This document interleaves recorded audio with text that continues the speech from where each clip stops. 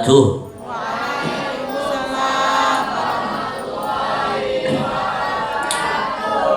Alhamdulillah, alhamdulillahillazi anzala sakinata fi qulubil mu'minin liyazdadu imanan ma'a imanihim.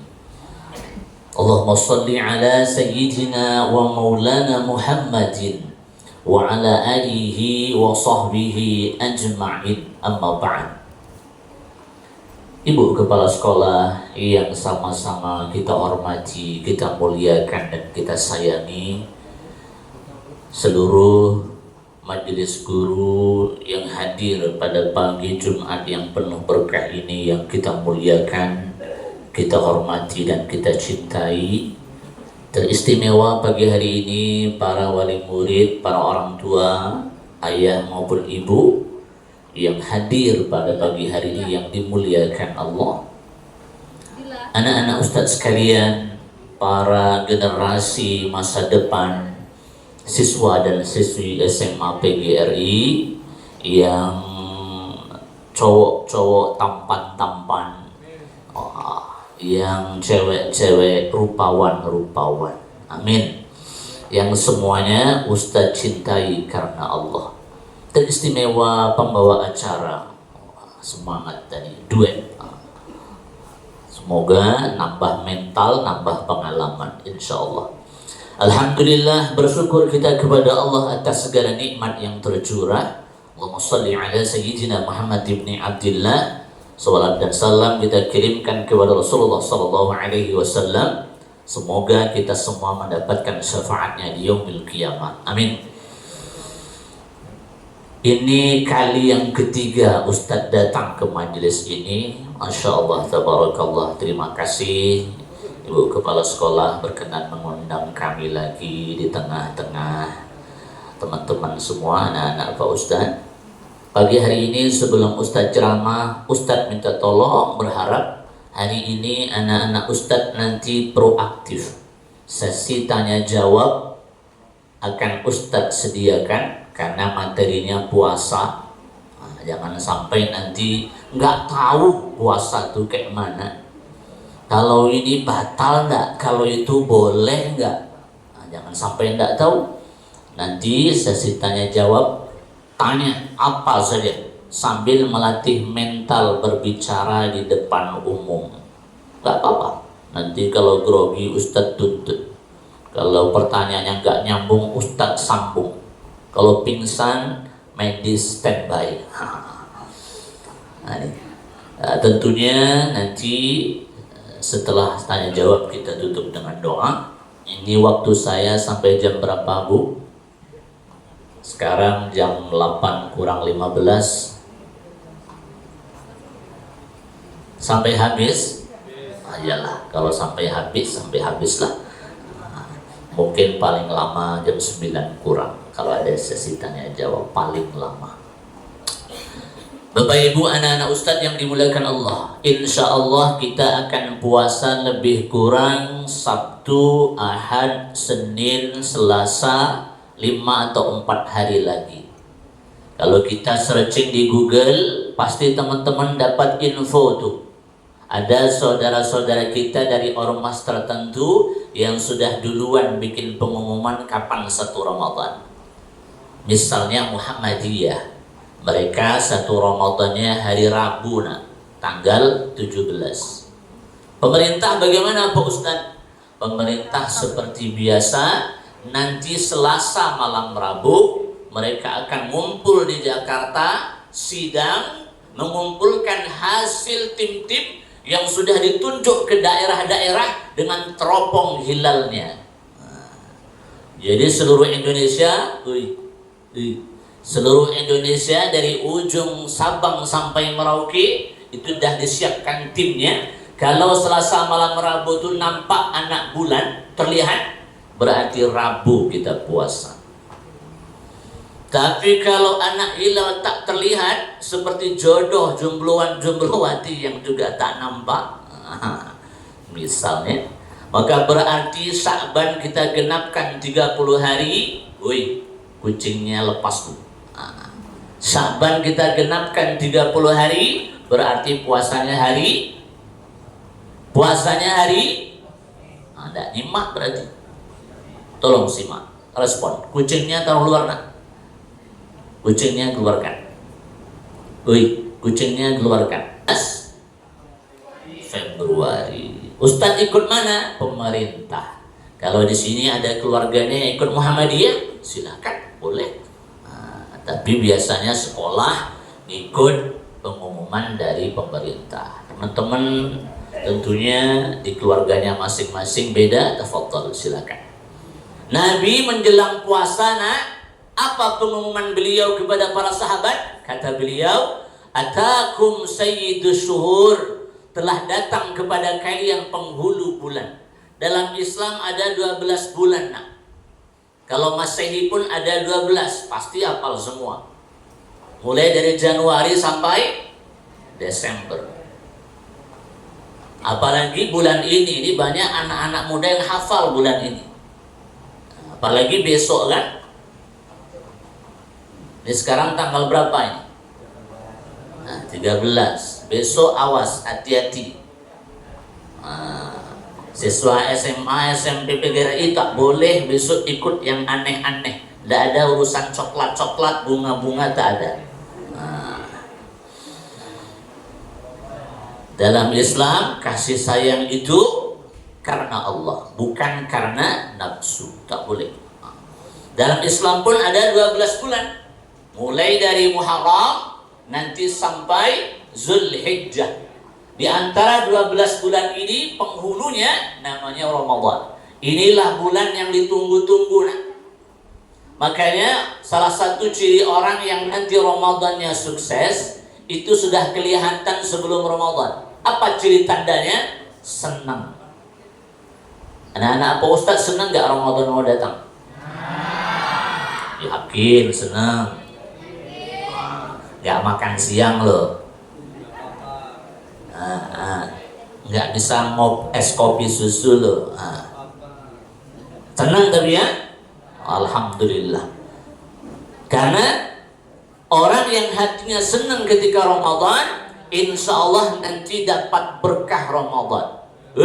Anak-anak Ustaz, Ramadan itu macam seseorang yang kita cintai dan kita rindui, tapi qadarullah beliau tinggalnya jauh. Tiba-tiba kita dapat notifikasi masuk. Bukan. Apa kabarnya? Seseorang yang kita cintai dan kita rindu ini, beliau ngomong nak datang ke rumah kita. Senang gak kira-kira? Ada orang yang kita cintai, kita rindui, tiba-tiba ngasih kabar mau datang ke rumah. Harusnya senang. Begitulah Ramadan. Tandanya senang kayak mana? Begitu datang info, insya Allah seminggu lagi saya mau ke rumah. Cepat kita balas. Iya. Berapa orang? Jam berapa dari sana? Naik apa? Itu responnya orang senang. Dan insya Allah kalau kita nunjukkan senang, nanti tamunya bakal datang ke rumah kita bawa oleh-oleh. Kita nanya tujuannya apa? Biar nyiapkan nanti kamarnya berapa. Jazakillah, terima kasih. Kita tengok dulu pensinya, mantap. Teh panas, terima kasih. Makanya ketika tamu yang kita cintai nak datang, senang. Siapkan kamarnya, pergi ke pasar untuk lauk pauk makan siang, sarapan pagi dan malamnya. Apalagi kemudian siap untuk jemputnya pakai apa. Itu tanda orang senang. Tapi kalau orang nggak senang, paling jawabnya cuma oh iyalah.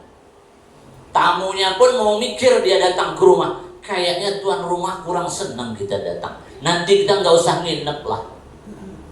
Bahkan nanti dia ke rumah pun males mau mampir beli oleh-oleh. Wong yang didatangin nggak senang. Begitulah Ramadan. Kalau kita senang duluan, Ramadan akan datang dengan seluruh keberkahan dan kemuliaannya. Makanya ulama sebelum Ramadan ngajarin kita doa. Ada yang hafal tak doa sebelum Ramadan?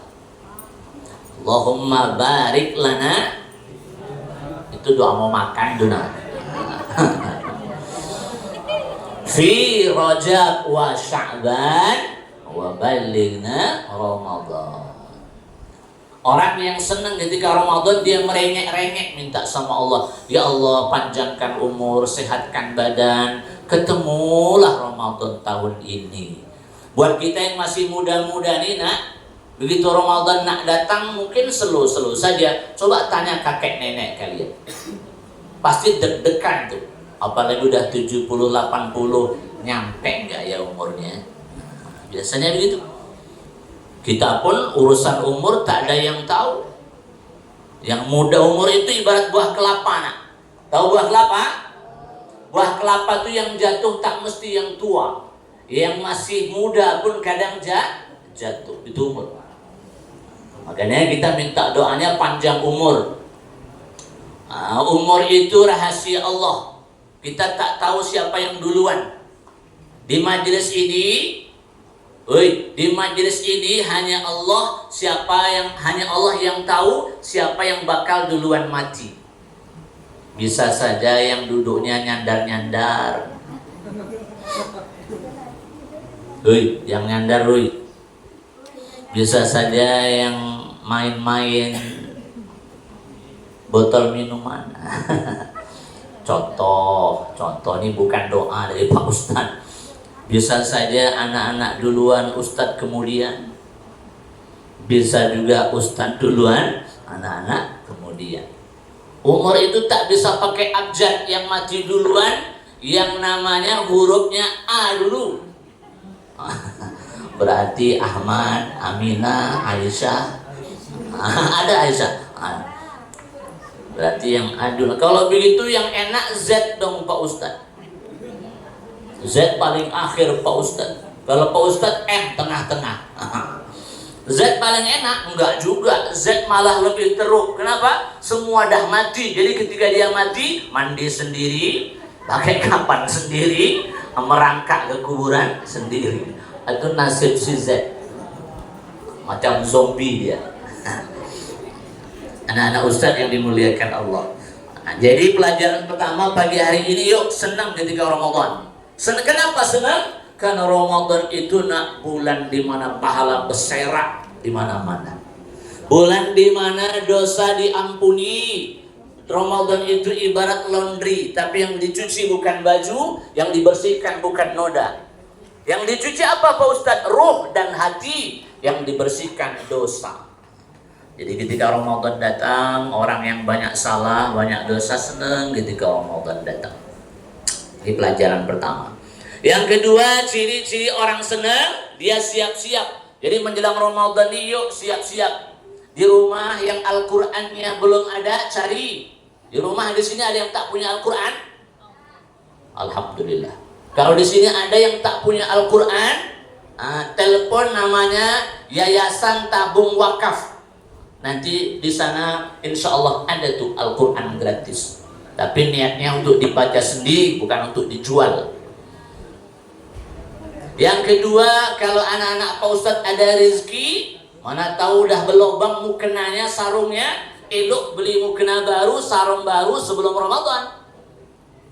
Kenapa? Biar bisa dipakai buat tarawih.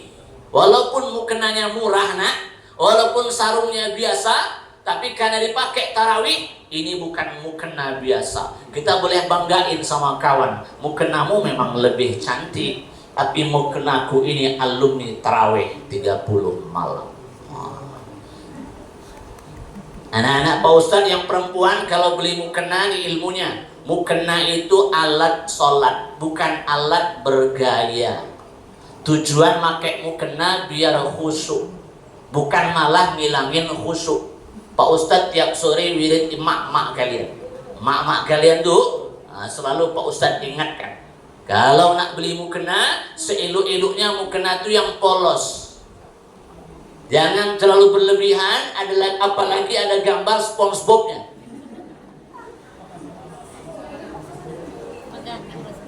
Jangan terlalu banyak macam-macamnya, apalagi ada kupu-kupunya, repot. Nanti yang ada ketika tarawih malah ndak khusyuk. Yang make nggak khusyuk, yang di belakang apalagi pas takbir dia Allahu Akbar, apalagi Pak Imam agak panjang, pandangan tertuju pas yang di depan dengan mukena kerennya, hatinya mulai ngomong, cantik mukena kawan nih ya, beli di mana dia nih, Shopee nggak nih, Shopee nggak nih? Yang pakai pun bisa terganggu khusyuknya, kayaknya mukena aku nih tak ada lawan di musola. Itu dia. Kalau udah terlanjur beli Pak Ustaz, kalau udah terlanjur beli pakailah. Tapi kalau nak beli lagi, yang elok, yang polos, yang sederhana. Karena tujuannya apa? Menutup aurat, menambah khusyuk.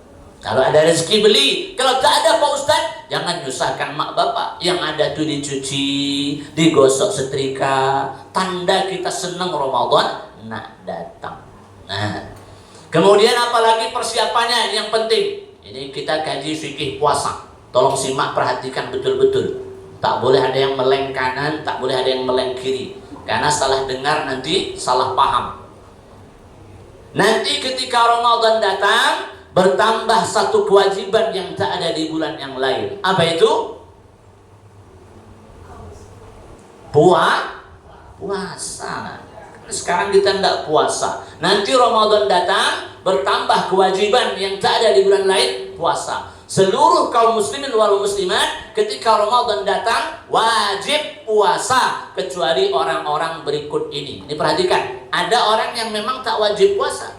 Siapa yang tak wajib puasa? Anak kecil yang belum balik. Oh, yang di sini dah balik semua. Ada yang belum balik. Masa ada yang belum balik? Nah, itu namanya dusta. Insyaallah dah balik semua, dia wajib semua. Tapi kalau di rumah ada adik kita yang dia belum balik, masih kecil, jadi kita kaji fikih, jangan pikir jorok ya. Balik itu tandanya apa Pak Ustadz? Yang pertama, perhatikan betul-betul. Yang pertama, maaf cakap, ini Ustadz ngaji ini dulu masih usia kalian di pesantren. Tanda balik yang pertama, sudah tumbuh bulu kemaluan. Koma, nggak usah ketawa. Yang kedua, sudah mimpi basah. Yang ketiga, kalaupun tidak ada dua tanda ini, khusus perempuan sudah datang haid. Umur berapapun, kalau dia sudah haid, kalian wajib puasa. Kalau tidak ada tiga tanda ini, maka tanda balik berikutnya umur 15 tahun. Nah, ini dah 15 up semuanya, sudah balik semua. Ada 13. Nah, dah balik semua, tak ada cerita. Kalau di rumah ada adik kita yang belum balik, Pak Ustadz, ajarkan mereka adab Ramadan. Macam mana tuh? Kalau mereka nak makan, adik sayang, makannya di dalam ya. Kakak tak puasa, abang tuh tak puasa. Jadi, dan kalau bisa bimbing mereka latihan puasa, walaupun dapatnya cuma setengah hari. Alhamdulillah kalau biasa puasa sampai beduk maghrib. Walaupun nanti biasanya tengah hari dia berendam 1 jam 2 jam di bak mandi. Ini jarak bumi ya, bukan jarak speedometer. Malah tahu nanti kalian biar ndak puasa pakai motor raun-raun, ngabuburit, ngabuburit, keliling kota dapatlah 100 kilo, ini boleh tak puasa kata Pak Ustadz nih. Nah, tak begitu. Ini jarak bumi, bukan jarak di speedometer. Nanti qadha di bulan Ramadan. Siapa lagi yang tak wajib puasa? Yang tak wajib puasa berikutnya orang gila. Jadi kalau kalian siang Ramadan nampak kawan kok nggak puasa, ada dua kemungkinan. Kalau perempuan dia karena haid, atau satu lagi karena gila. Ini buat muslimah yang tak puasa di siang Ramadan, jaga adab. Ustadz paling gede, paling sedih kalau ada cewek berjilbab santai di siang Ramadan makan di tepi jalan di warung-warung. Walaupun dia lagi nggak puasa, tapi tidak begitu adabnya. Nanti ada yang iseng dibikin video viral, muslimah tidak puasa. Rupanya diselidiki siswi SMA PGRI, jatuh martabat. Nah, jadi kalaupun nak makan sembunyi-sembunyi, jangan nampak orang, jaga adab Ramadan. Bagi yang tidak puasa bagaimana Pak Ustadz? Padahal dah wajib puasa tapi tidak puasa. Awas, Nabi pernah suatu waktu dibawa oleh malaikat Jibril naik ke atas gunung, kemudian dinampakkan atas izin Allah keadaan di neraka Allah. Nabi melihat orang-orang yang digantung dengan kakinya, kaki di atas, kepala di bawah. Gantungnya kayak mana? Gantungnya nggak kayak gantung kambing ketika kurban. Kalau kurban itu kambingnya ini misalnya kaki yang diikat itu pergelangan kakinya. Itu cara menggantung kambing biasa. Tapi ketika orang tidak puasa, gantung di nerakanya nggak begitu. Macam mana Pak Ustadz? Dipakai besi yang berbentuk mata pancing, kemudian dicubleskan di urat mata kaki. Ini kan lembut nih. Nah, dimasukkan ke situ, diangkat ke atas, dirobek mulutnya. Siapakah dia? Dialah yang siang Ramadan, dah wajib puasa, tak ada uzur, tak ada alangan, tapi sengaja nggak puasa. Hati-hati, orang tidak nampak, tapi Allah nampak. Puasa itu memang spesial anak-anak Pak Ustaz, karena puasa itu hanya Allah yang tahu. Betul? Betul. Puasa itu hanya Allah yang tahu. Makanya kata Allah pahala puasa itu apa? Ana ajzi bihi. Kata Allah pahala puasa itu nanti langsung aku yang memberinya. Nggak tahu kita apa bentuk pahalanya. Bisa saja langsung rumah di surga, bisa saja langsung kebun dengan segala isinya, kita tak tahu, rahasia Allah. Tiap orang beda balasan pahala puasanya. Ada yang cuma motor, ada yang cuma unta, ada yang cuma baju. Sesuai kadar puasanya masing-masing. Karena puasa ini hanya kita dan Allah. Teman-teman bisa bohong sama orang. Balik dari sekolah, nampak loyo, dijemput mak bapak lemes, kasihan anak mak, kasihan anak ayah. Puasa ya nak, padahal tadi minum kopi dingin dia di sekolah diam-diam. Gak ada yang tahu. Yang di rumah pun begitu, misalnya lagi libur sekolah, mak cari duit, ayah cari duit, di rumah sendiri kalian kan, gak ada yang tahu. Kebetulan malam yang nggak sahur, kebetulan siang itu panasnya berdengkang, dah macam mau pingsan. Jam 9 masih aman, jam 10 masih kuat, jam 1 mulai berkunang-kunang. Dari jauh kecoak nampak macam kurma. Kalau udah puasa kan begitu. Anda ada orang, kunci pintu, tutup jendela, masak indomie kalian sendiri di rumah. Jumbo 2 bungkus, bikin minuman segelas besar, sirup marjan, contoh. Makan sekenyang-kenyangnya, mak bapak balik nampak loyo, ya, padahal kekenyangan makan indomie. Orang tak tahu tapi Allah tak tahu. Jangan. Kalau Ramadan itu puasa, dan supaya puasanya berhasil Pak Ustadz, ini dia. Ramadan itu kuncinya ada pada puasanya. Selain kita harus tahu perkara-perkara yang membatalkan puasa, kita harus tahu perkara-perkara yang merusak pahala puasa. Ini 2 hal yang berbeda. Yang batalin puasa apa saja Pak Ustadz? Yuk kita markibas, mari kita bahas. Yang batalkan puasa 1, masuknya sesuatu ke dalam salah satu di antara atau di saat yang bersamaan 5 lubang. Kalau masuk sesuatu ke 5 lubang ini, hati-hati. Apalagi dengan sengaja. Kalau nggak sengaja beda cerita. 5 lubang itu apa Pak Ustadz? Mulut 1, hidung 2, telinga 3, yang 2 lubang depan, lubang belakang. Lubang buang air kecil, lubang buang air besar. Kita bahas satu persatu. Sesuatu yang masuk ke dalam mulut, dia menjadi batal. Tapi dengan syarat yang masuk ke mulut itu ditelan.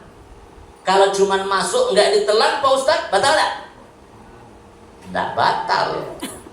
Jadi kalau siang Ramadan nampak es krim, sisa adik misalnya tidak habis, dia masukkan ke mulut, tapi kemudian dilepas lagi, nggak batal. Tapi kurang kerjaan, ngapain lapar-lapar, cuman ngasih PHP ke lambung, Nah, es krim sampai sampai mulut. Makanya mencicipi masakan boleh. Nah, tapi kalau tak ada tujuan mencicipi, makruh, tak dianjurkan. Tapi kalau sudah es krim masuk, rawan, biasanya ketelan tuh. Kalau bisa menjamin nggak ketelan, silakan. Hati-hati. Syaratnya ketelan. Kalau nggak ketelan nggak apa-apa. Tapi payah. Ini hati-hati. Termasuklah kumur-kumur. Nah, kan kita kalau wudhu kumur-kumur siang Ramadan. Boleh, sunnah. Asalkan jujur, jangan kumur-kumur 3 kali, yang keluar 2 kali. Nah, itu tak jujur namanya. Dan kumur-kumur Ramadan nggak sama dengan kumur-kumur luar Ramadan. Kalau kumur-kumur Ramadan ya secukupnya. Jangan Ramadan lagi puasa, woi, kumur-kumurnya, itu cari penyakit namanya. Seperlunya saja. Dan kalau sudah kumur, dikeluarin semua, ya, rasanya sudah keluar semua. Anak-anak Pak Ustadz nggak usah ragu. Kalau misalnya di mulut itu masih basah, nggak apa-apa. Nggak perlu ambil tisu dilap-lap lidahnya biar kering betul. Itu dimaafkan. Tapi betul-betul dah kita keluarkan semua kumur-kumur kita.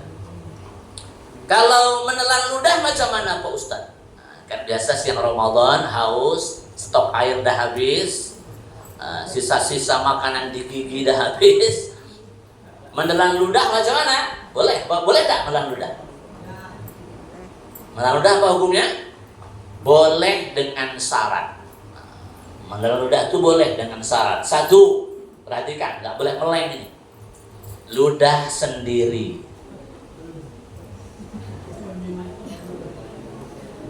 Emang ada Pak Ustadz menelan ludah orang? Nah, kalau kalian nggak paham ini karena belum punya suami, belum punya istri, hati-hati. Nah, ini Pak Ustadz kalau kaji orang tua ini dia. Suami istri siang Ramadan, suami istri ya, awas. Ini Ustadz keras urusan ini. Zaman sekarang, zaman gila, pacaran sembarangan. Ini khusus yang sudah menikah. Siang Ramadan boleh ciuman, tapi kalau sempat air ludah bertukar, batal puasanya. Nah, ini hati-hati. Ini kita kaji fikih. Jangan kaji jorok, tak boleh. Nanti tak berkah di kaji fikih. Ustaz ngaji ini dulu masih SMP, sanawiyah. Dulu nggak ngerti juga, sekarang baru paham. Yang pertama, ludah sendiri. Yang kedua, ludah yang boleh ditelan, ludah yang masih ada di dalam mulut. Mana tahu kalian iseng dari pagi ngumpulin ludah di gelas. Mana tahu kan? Mana tahu agak-agak sendek, agak-agak stres. Ini nampaknya hari ini panas Pak Ustadz. Nampaknya hari ini panas Pak Ustadz. Mumpung masih pagi, stok ludah dulu lah. Na'udzubillah, tak boleh. Jangan. Yang ketiga, ludah yang boleh ditelan, ludah yang tak bercampur dengan yang lain. Tadi ludah yang ada es krimnya, batal ya.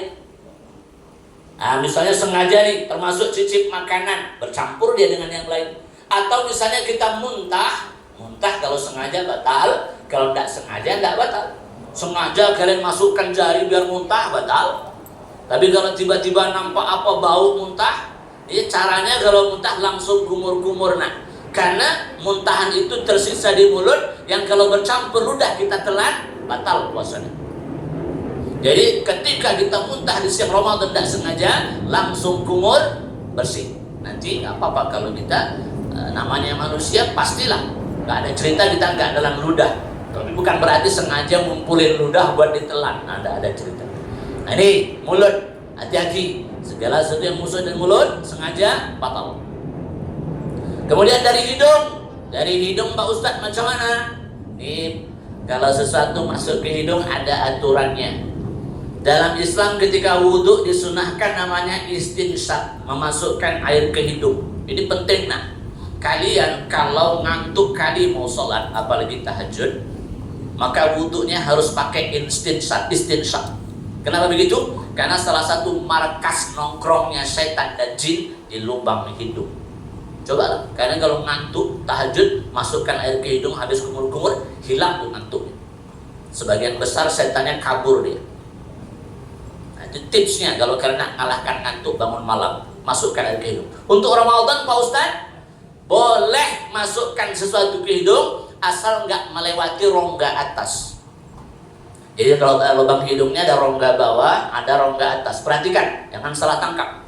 Jadi ketika kita masukkan air, dia mulai terasa panas, itu rongga atas, itu batal. Selagi masih rongga bawah, boleh. Makanya dalam Islam, mengupil itu tak batalin puasa, tapi menjatuhkan harga diri kalau sempat difoto, di video kawan. Nah, jangan mentang-mentang siang Ramadan boleh ngupil, asik ngupil. Jangan, tak batal puasanya. Tapi tadi tak boleh lebih dari batas rongga atas hidung. Adapun telinga macam mana Pak Ustaz? Telinga ini perbedaan di kalangan ulama. Karena sebagian mengatakan telinga ini rongga yang enggak menerus ke lambung. Tapi sebagian mengatakan dia bisa saja menerus ke lambung. Kita ambil yang paling hati-hati. Anggap saja dia menerus ke lambung. Batas bolehnya masuk sesuatu ke telinga adalah jari kelingking masing-masing. Yang Ustaz pakai mazhab Syafi'i ya, tidak kan Indonesia rata-rata mazhab Syafi'i. Nanti kalau kalian nonton di YouTube atau baca sesuatu yang beda, boleh-boleh saja kalau ada dalil. Ya, kelingking masing-masing. Kalian masukkan jari kelingking ke telinga, sampai mana dia masuk, itu batas bolehnya masuk. Walaupun sebagian mengatakan karena telinga tidak menerus, boleh saja pakai cotton bud, boleh. Tapi kita pilih yang hati-hati, sebaiknya jangan. Kalaupun nak buat, cari di waktu malam. Tapi kalau udah gatal pakai jari, kan kita kadang nggak sengaja entah apa kita masuk, boleh. Pakai jari ini batasnya, itu paling aman, paling selamat. Kalau sengaja Pak Ustadz, misalnya berenang, hati-hati siang Ramadan, masuk dia. Nah, kalau nggak sengaja sih nggak masalah. Tapi kalau sengaja ditetesin, masalahnya kita kalau kemasukan air, biasa cara ngeluarinnya gimana? Masukkan air lagi. Ditambah air nggak? Ya. Nah, ditambah air, repot kan? Udah kayak gendang ya, deng. Tak mau lagi, terpaksa tambah air, biasanya begitu. Batal nanti bos. Agar siang Ramadan hindari, apalagi seneng-seneng menyelam, berenang, menyelam sambil minum air. Nah, ya repot. Termasuklah kalau misalnya buang air ketika berenang, hati-hati. Kalau kita buang airnya agak-agak nggak terkendali, langsung gigi 4. Habis buang air, ternyata yang keluar pun ikut masuk, batal puasanya. Apalagi sambil berenang. Nah, ini lubang 3, mulut, hidung, telinga. Lubang depan, lubang belakang, awas sama. Ya. Jadi kalau kita nak maaf cakap cebok di siang Ramadan, khususnya bagi muslimah, maka awas, cuman pakai punggung tangan bagian dalam, jangan pakai jari. Ya, ini kita gaji fikih, cukup dengan punggung tangan. Jangan sampai kelebihan, katakanlah termasuk sesuatu ke dalam kemaluan kita atau lubang belakang kita, nanti batal puasanya. Ini ilmu fikih. Nanti kalau bingung, Ustaz tadi bilang, Ustaz kasih sesi tanya jawab. Nah, ini yang batalkan puasa yang pertama. Yang kedua, muntah dengan sengaja, tak sengaja tak batal. Kemudian apalagi hilang akal. Hilang akal bisa batal Pak Ustaz. Hilang akal itu ada 3. Yang pertama gila. Kalau ada orang siang Ramadan gila, batal puasanya. Baik gilanya permanen atau gilanya tiba-tiba. Pagi nggak gila dia, tapi tengah hari dapat kabar diputus yayang, gila dia. Gilanya pun 1 jam cuma batal. Kalau udah gila dia batal. Mana tahu pula gila. Yang kedua, hilang akal yang kedua karena pingsan. Pingsan ini yang membatalkan puasa, pingsan yang terjadi mulai dari fajar sampai maghrib. Tapi kalau misalnya dia pingsan dari pagi sampai siang, siangnya sempat sadar 5 menit aja, kemudian pingsan lagi, sah puasanya. Jadi yang bikin puasa batal itu pingsan seharian penuh. Tapi kalau sekarang masih ada sadar dia, sah puasanya. Tolong kaji fikih ini perhatikan betul Pak Ustaz. Salah paham. Siapa lagi yang batal puasa? Orang yang kemudian hilang akalnya karena tidur. Tidur batal enggak? Nah, yang benar tidur itu walaupun hilang akal tapi tidak batalin puasa. walaupun tidurnya mulai dari habis sahur sampai isya, kalah kerbau. Nggak ada kerbau tidur model begitu. Dia tidurnya ngalahin kerbau. Nggak batal puasanya, tapi makruh, nggak dapat berkah puasa. Apalagi udah tidur nggak sholat lagi, jangan. Nah ini yang batalin puasa. Apalagi yang batalkan puasa, haid, ya, nifas, jelas melahirkan, batal. Kemudian yang batalin puasa apalagi salah satu yang paling penting, paling utama ya. Jadi kalau ketemu hal-hal itu berarti puasanya nanti qadha setelah Ramadan. Nah, berikut yang paling penting, poin terakhir yang merusak pahala puasa. Apa kata Nabi? Banyak orang siang Ramadan itu sahur dia, siang nggak makan dia, apalagi sore sibuk cari perbukaan dia, tapi dia tidak dapat apa-apa dari puasanya kecuali lapar dan dahaga. Kenapa? Dia nggak menjaga berkah dan pahala puasa. Apa yang merusak pahala puasa? Yang pertama, kazib, bohong. Siang Ramadan lagi puasa jangan bohong nak. Apalagi bohong sama bu guru, sama pak guru. Kok lambat kau nak? Ngotai ya, macet lah, minyak habis lah, ban bocor lah. Padahal, jangan. Jujur aja, ngakui. Daripada bohong mending diam. Daripada diangkat teleponnya terus bohong mending gak usah diangkat. Daripada balas WA chat bohong mendingan gak usah dibalas, diam. Maka Ramadan itu kurangi nak, komunikasi yang gak manfaat, ngumpul-ngumpul yang gak manfaat, yang bikin kadang kita bohong, nanti zong puasanya. Yang kedua, ghibah, gunjing. Puasa ngomongin orang, pakai alis pula tuh ngomongnya, alisnya naik turun ya biasanya mak-mak. Gunjing, baik online maupun offline. Jadi yang ketiga nih biasanya laki-laki. Kalau urusan gunjing, gosip biasa perempuan. Tapi kalau urusan yang ketiga ini biasa laki-laki. Apa itu? An-nazaru bisyahwah, memandang dengan nafsu. Puasa-puasa buka TikTok, yang joget-joget yang ditontonnya, habis pahalanya. Laki-laki biasa pada mata, dosanya paling banyak. Perempuan biasanya pada lidah. Makanya kalau nangis gayanya beda. Kalau perempuan nangis biasanya yang ditutup mulutnya. Nangis dia. Itu perempuan.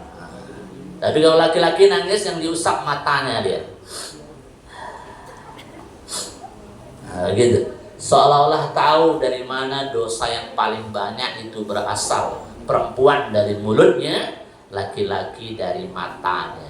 Jadi kita ini lemahnya di mata anak laki-laki. Ustaz pernah nampak atuk-atuk rambutnya dah putih, nampak perempuan rok pendek tak berkedip matanya. Lupa dia punya cucu di rumah tuh. Mata laki-laki. Kemudian yang merusak pahala puasanya sumpah palsu, nggak boleh. Yang kelima yang merusak pahala puasa, namimah, adu domba. Sekarang kita hidup di zaman yang luar biasa. Asal ada yang viral, semua orang ikut ngomong, ikut komen, baik itu dengan video maupun dengan status. Hati-hati. Postingan kita, video kah, komen kah, status kah, kalau itu bikin orang bermusuhan, itu namanya adu domba. Jangan senang komen yang enggak. Jadi kita besok dihisab. Jangan senang posting yang enggak. Jadi kita besok dihisab. Jaga puasa kita biar enggak batal dia secara hukum, kemudian enggak rusak pula dia puasanya. Terakhir sekali, supaya Ramadan berkah, mari kita jalankan perkara-perkara yang sunnah selama Ramadan. Apa itu? Yang pertama, qiyamul lail, tarawih. Anak-anak Pak Ustadz SMA PGRI, dan tolong selama Ramadan jangan sampai nggak terawih nak. Di Pekanbaru terawihnya cuma 11 yuk, sebentar. Nih kalau udah Ramadan apa yang paling dibanggain anak-anak muda? Bukber. Nah, ini hati-hati. Kalian yang bikin acara bukber, awas, jangan sampai gara-gara bukber nggak sholat maghrib kalian. Ini penyakitnya orang bukber. Jadi kalaupun nak bikin acara bukber, cari tempat lokasi yang ada masjid musolanya. Bawa mukena kecil. Kita kan sekarang zaman dah gampang. Selesai makan cepet-cepet langsung sholat. Jangan cuma sekedar ngejar status buat bukber bersama kawan-kawan. Apalagi habis bukber raun-raun kalian. Orang tarawih, kalian boncengan sama bukan mahram keliling Pekanbaru. Na'udzubillah. Anak-anak ustadz di sini jangan ada yang begitu. Taraweh nak, ustadz ini dah tiap hari keliling ketemu mak bapak kalian yang dah tua, yang lututnya dah sakit, sholat tuh payah nak. Kalau ditanya, Pak, apa penyesalan bapak di usia tua ini? Menyesal kenapa ndak dari dulu, ketika lutut masih sehat, ketika badan masih kuat, nggak banyak-banyak sholat. Nah, mumpung masih kuat kalian, sholat tarawih. Yang laki-laki kalau bisa mendaftarkan diri jadi Bilal. Kalaupun tidak Bilal, muazin isyaknya. Dan yang paling penting pas tadarusnya jangan tak ambil bagian. Kalau perlu kalian pas tarawih atau pas tadarus tuh pakai baju sekolah, baju buat sholat. Kalau ditanya sekolah mana, nak? SMA PGR. Kan keren tuh. Mantap anak-anak kami SMA PGR. Baju olahraga jangan. Nanti pas terawih yang di belakang baca tulisan kita. Apa? Jangan baju. Jangan. Jadi kalau terawih nak pakai baju yang benar, karena yang batalin sholat itu salah satunya nampak aurat. Ustadz sering ketika sholat nampak laki-laki Jumatan, bagus bajunya, tapi pas sujud nampak buntutnya. Kaos pendek dia batal sholatnya. Yang panjang, yang jangan banyak tulisan. Ustadz pernah sholat depan Pak Ustadz, ada anak laki-laki badannya besar gemuk, bajunya ketat, di belakangnya ada calon anggota dewan nomor sekian. Pak Ustadz di belakangnya tuh mau tak mau terbaca juga pas sholat tuh. Pas di depan Pak Ustadz. Jadi kalau bisa yang polos. Tarawih anak-anak Pak Ustadz. Kemudian habis tarawih sempatkan juga tadarus. Tidak ada cerita-cerita asmara subuh, haram, tak boleh. Jangan sampai. Habis subuh apa Pak Ustadz? Habis subuh, habis sahur kalian subuhan, siap-siap sekolah. Kalau nggak sekolah, pakai buat ngaji. Kalau nak tidur, nunggu suruk matahari nongol baru tidur. Karena tidur di waktu subuh itu nak menghalangi rezeki. Rezeki itu tak cuma duit, nak. Ilmu nangkep ke otak kita itu rezeki, jodoh rezeki, apalagi bisa ibadah rezeki.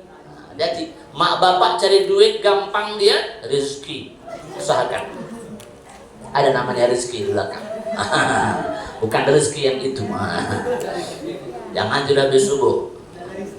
Dan kemudian poin terakhir sekali, mari sama-sama kita selama bulan Ramadan nanti jaga betul ibadah-ibadah kita, khususnya yang fardu. Kalau ada rezeki bersedekahlah, kalaupun tak ada, ya yang paling utama itu tilawah Al-Quran. Harapan Pak Ustadz, anak-anak pusat Ramadan, khatamlah walaupun sekali. Tapi kalaupun tidak khatam, yang penting tiap hari jangan sampai tak ngaji.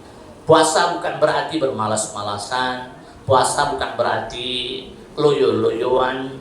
Nanti selama puasa awas kalian sekolah kan, hati-hati jangan bercanda berlebihan. Gak apa-apa, gak sombong dikit. Yang namanya puasa, lapar, jaga baterai biar gak habis siang. Biasanya kau ketawa-ketawa, kok enggak, awak jaga baterai, nanti tengah hari ngedrop. Gak usah bercanda berlebihan, ngomong jangan ngejek-ngejek, jangan nyindir-nyindir. Bukan berarti puasa itu terus tidur-tidur, jangan. Tetap fit, tetap semangat. Kalian tahu di waktu apa Nabi memenangkan perang Badar? Ketika bulan Ramadan. Waktu itu tentara Islam cuma 300 orang yang dilawan 1000 orang. Umat Islam berpuasa tapi memenangkan peperangan. Semoga Ramadan tahun ini mendatangkan keberkahan untuk kita semua pribadi, khususnya keluarga kita di rumah, dan khususnya juga keluarga besar Sivitas Akademika SMA PGRI. Amin ya rabbal alamin. Wallahu a'lam bishawab. Silakan kita buka sesi tanya jawab buat anak-anak Pak Ustadz yang mau bertanya. Ustadz persilahkan, Ustadz izin minum dulu.